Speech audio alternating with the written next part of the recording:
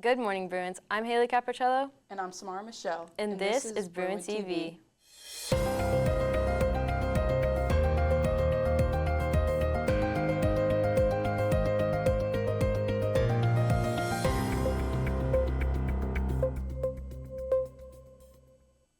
Your school yearbook takes a lot to put together. Students work really hard to interview you and get great shots of all of you in action. Here's Reese with more information about the yearbook. Good morning, Bruins. It's Reese Ryle with BruinTV. Today we have Sarah Pruitt talking to you about what to do if you get interviewed by a yearbook member. All I ask is don't be boring and don't be rude. Like, I know you probably don't want it, of course everyone wants to get out of class, but not everybody wants to have a camera in their face or a camera somewhere recording a conversation. It's a necessary evil though, and it gets my grade, so. Kind of selfish reason, but no, also the interviews are really fun and you get to talk about things that you're passionate about. So all I ask is don't be boring, have fun with it.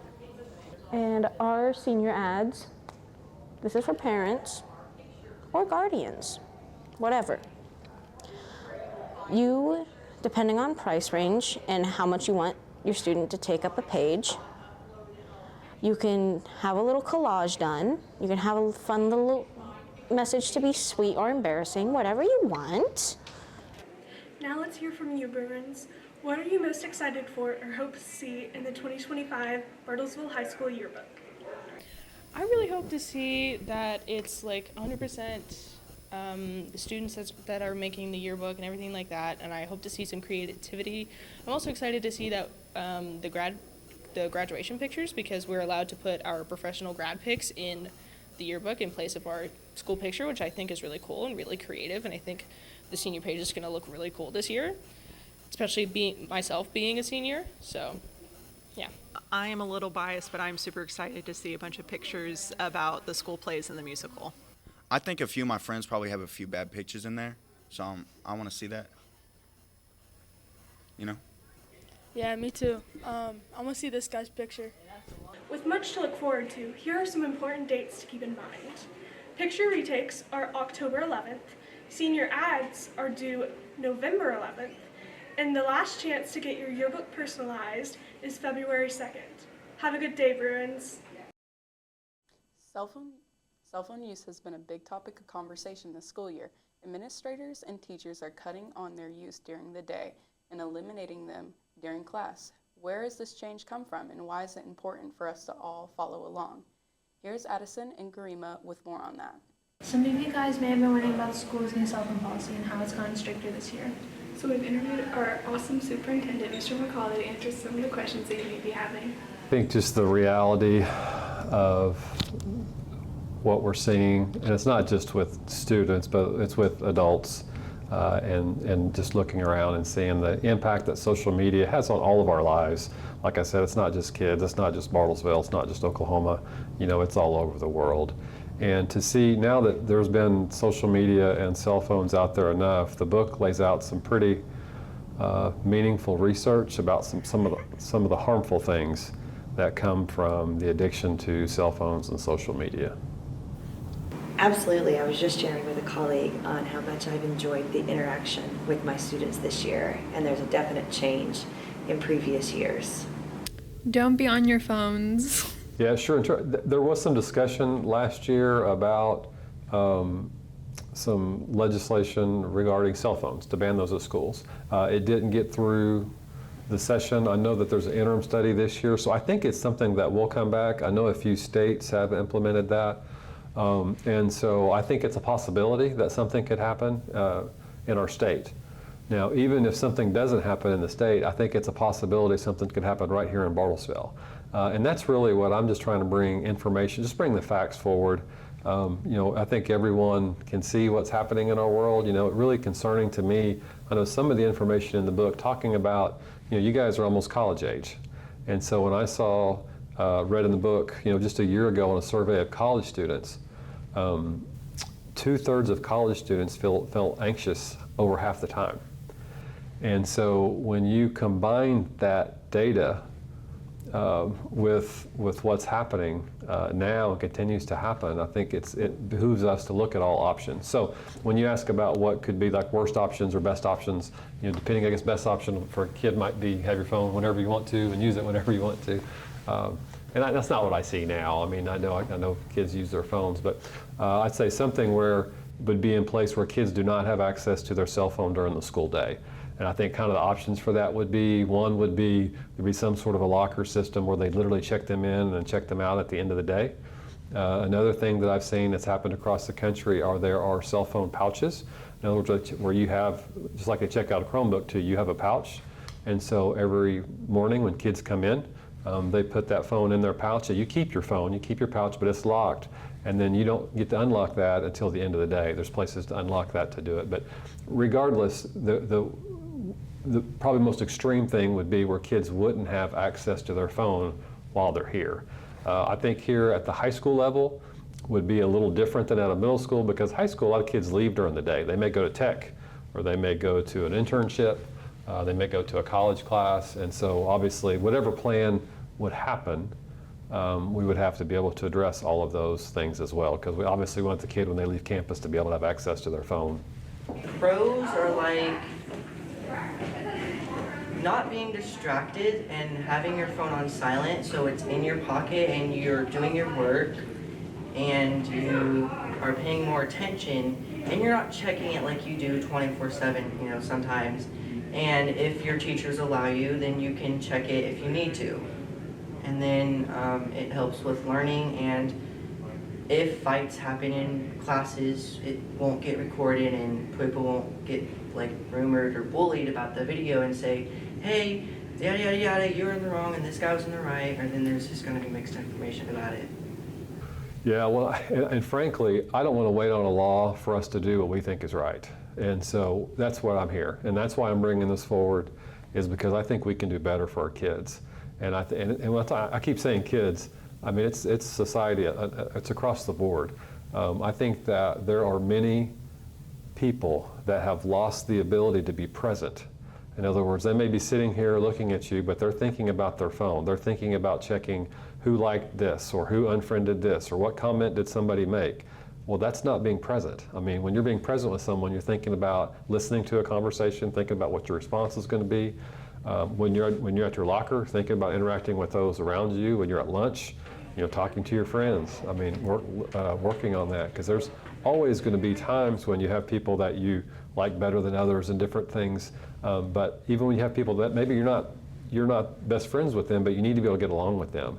And on social media, it's just so easy just to stop it, just to unfriend them or to put that away. So I think what I want to do in Bartlesville, forget the law. We're going to follow the law. Obviously, if the law was changed to do that, but I'm prepared to I want to do what's best for us without the law being changed. I think that's a big factor. I think safety is always a concern for us, and that's why there's so many. We've done such a major investment in it. But people forget. I know some of you guys, if you've grown up in different times, we've got a phone in every room. We have intercoms throughout. We have school resource officers armed in at every school now. So we have things in place, but absolutely. I mean, obviously, anytime there's a tragedy, it just makes me sick every time when I hear these things happen. Whether or not the cell phone ban would have had any impact on that, I have no idea. But yes, that is a factor in the decision-making process. Thank you for watching. Have a great day. I'm Madison I'm Grima. with BruinTV. So even though we might not agree with the new policies, teachers and administrators have already seen a positive change and hope it continues. Have you heard about FFA? How about TSA? Well, now we have BPA. Business Professionals of America is Bartlesville High School's newest student organization. This organization focuses on building relationships in the school community, local business community, networking with other business students across the state, and learning valuable leadership skills to help your recently some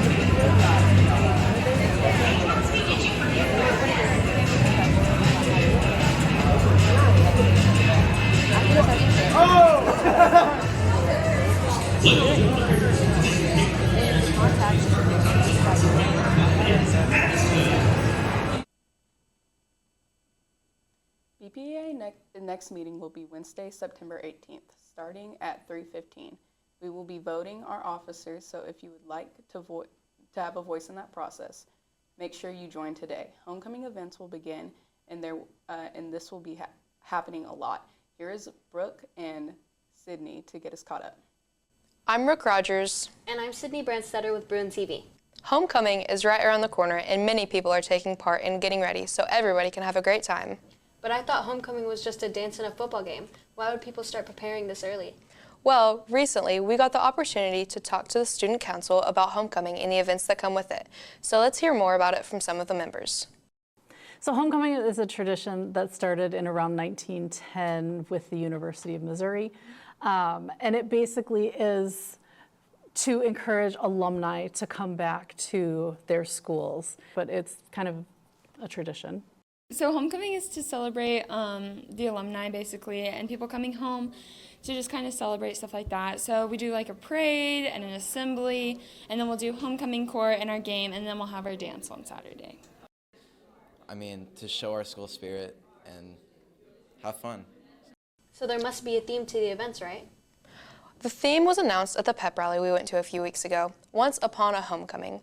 Let's hear from Ms. Lashevsky and a few others to explain the theme to us. It was Once Upon a Homecoming. So fairy tales often start once upon a time. So we are doing a fairy tale theme. It is going to be more older fairy tales, not necessarily like your Disney's, but things like Alice in Wonderland or Robin Hood, Jack and the Beanstalk, like those kinds of fairy tales. We're trying to steer more away from like Disney and more like fairy tales in general. And so that'd be like, you know, your Little Red Riding Hood, Jack and the Beanstalk, all those types of things. This homecoming theme is going to be very magical and very like princess-like, with lots of like color and dragons. So yeah. So what are the dates to the events? The parade is October 3rd, the football game is October 4th, and the dance itself is on October 5th. Plus, there's a dress-up week starting Monday to the end of the week, September 30th to October 5th. So where can I find all this information? The Stuco Instagram page. That's all we have for today. I'm Rick Rogers. And I'm Sydney Brandstetter with BruinTV. Have a great day, Bruins. I think the homecoming theme sounds pretty cool and should be a lot of fun. For our last story, Afton and Samara have some ongoing tensions between China and the Philippines and what it means for us. Ever since the 1800s, China has had multiple maritime disputes with countries such as Japan, Vietnam, and most importantly, the Philippines. Most of these disputes have fizzled out by now, but the one that stayed? The dispute over the West Philippine Sea/South China Sea. This started back in 1976, whenever the Philippines had discovered oil, marking the first discovery of the fuel in northwest Palawan Island. In 1979, the Philippine City Services Incorporated had produced 8.8 million barrels of oil just in that year. A few years later, in February of 1992, China attempted to pass a law on the territorial sea and the contiguous zone. If the law was accepted, then China would have full rights to the entire area of the South China Sea. Their argument was that they should have full rights because of its history. This history dates back to the Western Han Dynasty, which dates all the way back to the 200 BC. This law had some methods that weren't recognized nor justified by UNCLOS, the International Maritime Community.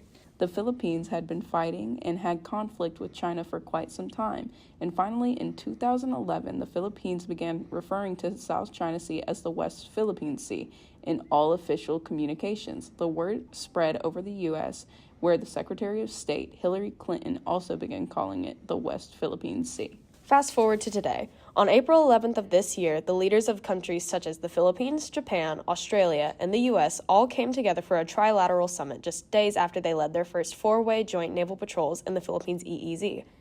They spoke about China's recent aggressions towards the sea, as well as expressing their concern over the increase of patrolling in the East China Sea, which holds the Senkaku/Diao Islands of Japan.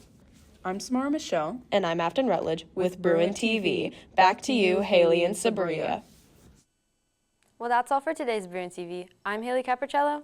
And I'm Samara Michelle. Have a great day, Bruins.